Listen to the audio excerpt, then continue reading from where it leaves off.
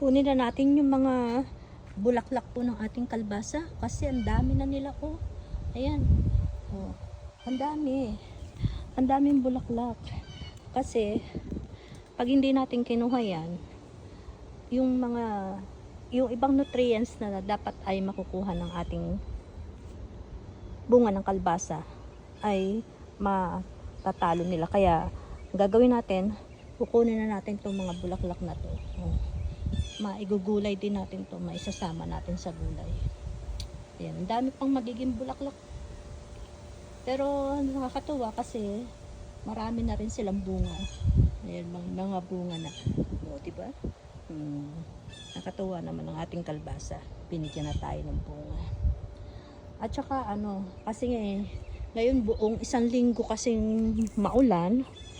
Kaya yan, yung mga halaman natin ay masaya dahil sila ay laging nababasa. Tingnan nyo, berde-berde yung mga halaman natin. Diba?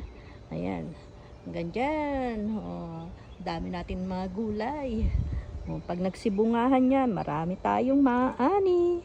Kaya magtanim na para marami kayong makuhang biyaya.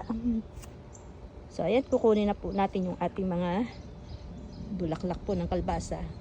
Ayan, maraming salamat sa panonood nyo mga kaibigan.